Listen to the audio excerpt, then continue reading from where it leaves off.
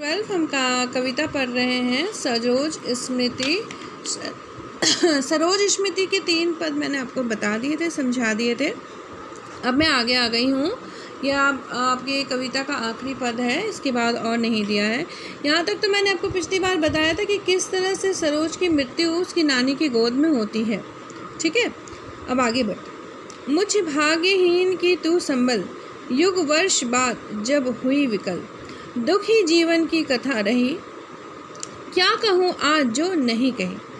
निराला जी जो है वो अपनी पुत्री को, मतलब मृत्यु हो चुकी है उसकी, श्रद्धांजलि देते हुए, संबोधित करते हुए उसे ये कविता लिख रहे हैं और कह रहे हैं कि मेरे जैसे भाग्यहीन पिता की जो एक ताकत होती है या एक सहारा होता है ना, वो तुम ही थी।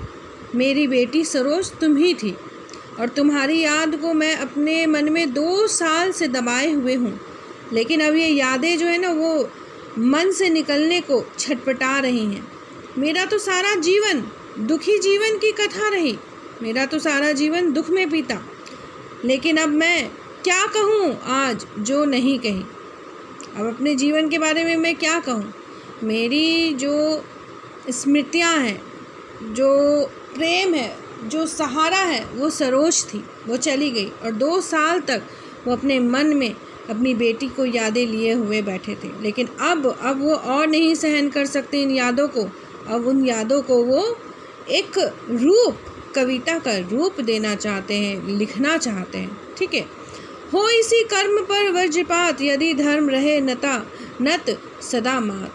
आगे कवि यह भी कहते हैं कि अगर मेरे इस लेखन कार्य के बाद अगर मेरे कर्म पर वज्रपात भी हो जाता है कि प्रभु गुस्सा हो सकते हैं, प्रभु अगर गुस्सा हो भी जाए तो कोई बात नहीं, लेकिन मैं अपने भावनाओं को व्यक्त करूंगा। जो अपनी बेटी के लिए मेरे मन में तकलीफ़ है, मैं उसे व्यक्त करूंगा। मैंने हमेशा धर्म के मार्ग में सिर झुकाया और उनके हर एक फैसले को सिर माथे लगाया। पत्नी मर गई, पिता मर गए, भाई मर गया, फिर अब बेटी मर गई, तो कहीं ना कहीं इस दुख को मैंने अपने मन में रख लिया, लेकिन लिखने से मैं पीछे नहीं हटूंगा। इस पथ पर मेरे कार्य सकल, अगर इस रास्ते पे चलने पे, किस रास्ते पे चलने पे, बेटी के लिए जो वो कविता लिख रहे हैं और अपनी बेटी के लिए जो भावनाएं उसको लिख रहे हैं, उस रास्ते में चलने पर भी अगर उनके साथ कुछ बुरा हो जाए, हो भ्रष्ट शीत के से दल, अगर इस तरह से चलने से, अगर मैं इस रास्ते पे चल रहा हूँ और अगर इस रास्ते पे चलने से मेरा अगर कहीं भी एक बुरा होता है, मतलब मेरा कार्य जो है अगर जो मैं कर रहा हूँ अगर उसके साथ बुरा होता है, कैसे बुरा होता है, जैसे मान लो कोई एक शत डल दिया, जैसे कमल के फूल पे वज्रपात यानी कि पत्थर गिरने से कमल के फूल का क्या हाल होता है, वैसा हाल अगर मेरा हुआ तो भी कोई बात नहीं। कन्या गत कर्मों का अर्पण कर करता मैं तेरा तर्पण। तो कन्या, हे कन्या, मेरी बेटी कन्या सुकन्या सरोज, मैं तुम्हें अपने पूरे जीवन के अच्छे कर्मों का एक फल जो होता है वो अर्पण करता हूँ। मैं तुम्हारा आज तर्पण करता हूँ, यानी कि तुम्हें आज मैं श्रद्धांजलि देता हूँ और श्रद्धांजलि देकर वो अपनी पुत्री को याद करते हैं। तो चलिए व्याख्या देखिए कैसे लिखिएगा। पहले प्रसंग देख लेते हैं। निराला जी के हृदय की वेदना अत्यंत मार्मिक शब्दों में अभिव्यक्त हुई है। उनके विषादपूर्ण दुख जीवन की व्यथा को इस काव्यांश में प्रत्यक्ष अनुभव किया गया है। यहाँ पे कैसे उनको क्या दुख हुआ, वो अपना सारा दुख का अनुभव यहाँ लिखते हैं। व्याख्या।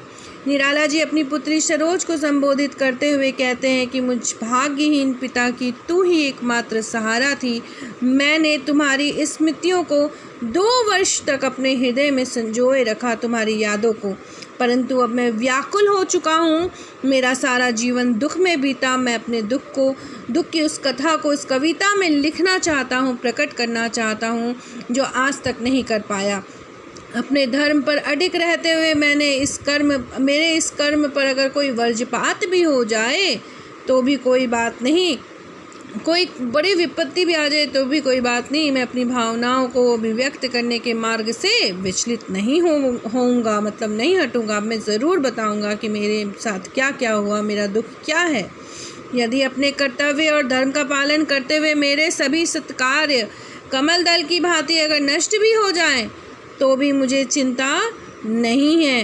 हे पुत्री, मैं अपने विगत के समस्त पुनित कर्मों को तुझे अर्पण कर तेरे प्रति अपनी हार्दिक श्रद्धांजलि देता हूँ। मैं अपने जीवन का सारा अच्छा फल तुम्हें देता हूँ, उसके पुण्य जो भी फल होते वो तुम्हें देता हूँ और अर्पित करता हूँ और अपनी हार्दिक श्रद्धांजलि भी व्यक्त करता हूँ। ठीक है, तो चलिए विशेष में क्या लिखना है वो देखिए।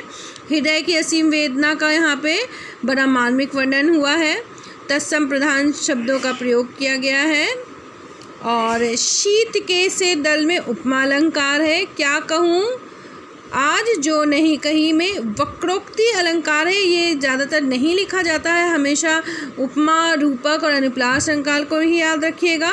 इसके बाद क्या कहूँ पथ पर शीत के से दल, यहाँ पे अनुप्रास अलंकार है, तो इस पे ध्यान दीजिएगा। उपमा अलंकार, अनुप्रास अलंकार और हृदय की असीम वेदना का मार्मिक वर्णन। तो 1, 2, 3 ये 3 विशेष बातों को ज़रूर लिखिएगा, तो इससे आपको अच्छे मार्क्स भी मिल जाएंगे। तो यहाँ समाप्त होता है सरोज स्मृति काव्य व्याख्या जो मैंने आपको कर दी है। अब आगे कल हम पढ़ेंगे प्रश्नोत्तर। धन्यवाद।